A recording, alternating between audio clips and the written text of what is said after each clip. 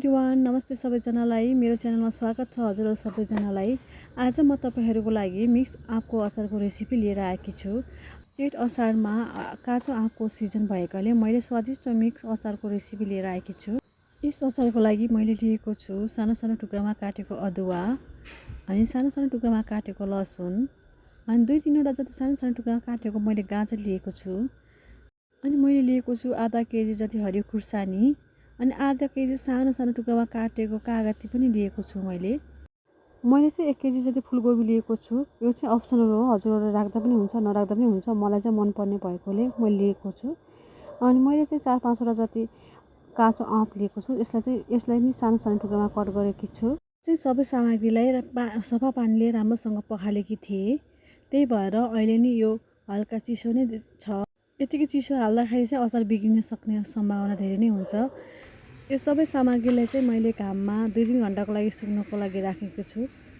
3 घन्टापछि अचार बनाउनको लागि तयार हुन्छ। यता चाहिँ एउटा प्यानमा मैले तोरीको तेल तताएर यसमा अलिकति मेथी हालेकी छु।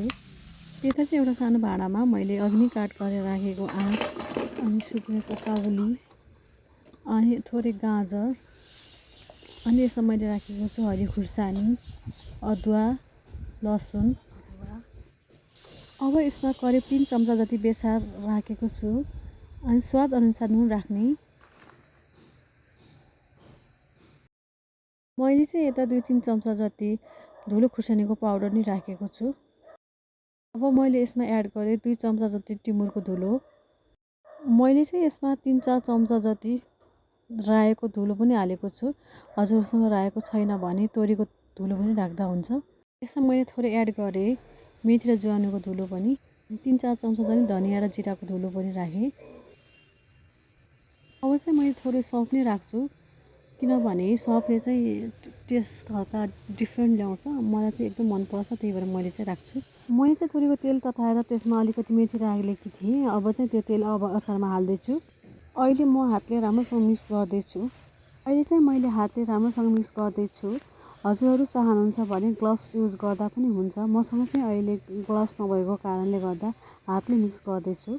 यसरी मिलाउँदा मसला सबै सामग्रीमा राम्रोसँग लाग्छ। हो, मैले कागती हाल्नै बिर्सेछु। अब चाहिँ म हालेर फेरि राम्रोसँग मिक्स गर्छु। यसलाई सबैलाई म राम्रोसँग मिक्स गर्छु। मसलाहरू सबैमा राम्रोसँग इक्वल लाग्नु पर्यो। यो अचार चाहिँ अलमोस्ट रेडी हुँदैछ।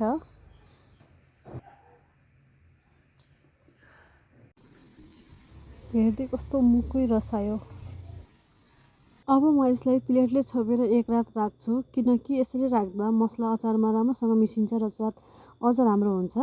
अब बिहान भइसकेको छ। हेर्नुहोस् न कस्तो राम्रो कलर दिएको यो अचारले।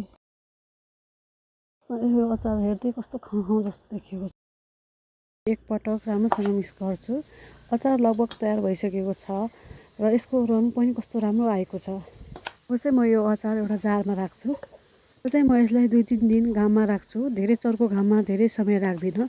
करिब 8-9 दिनपछि अचार खानको लागि पूर्ण रूपमा तयार हुन्छ। तपाईहरू पनि आँपको सिजनमा यसरी मिक्स आँपको अचार बनाएर लामो समयसम्म राख्न सक्नुहुन्छ र आँपको सिजन सकिएपछि पनि मजाले खान सक्नुहुन्छ। तपाईहरूलाई मेरो भिडियो के कस्तो लाग्यो कृपया लाइक, सेयर एन्ड सब्सक्राइब गरिदिनु होला मेरो च्यानललाई। मेरो भिडियो हेर्नुभएको भए धेरै धेरै धन्यवाद। अर्को भिडियोको लागि फेरि भेटौँला। Bye bye, take care.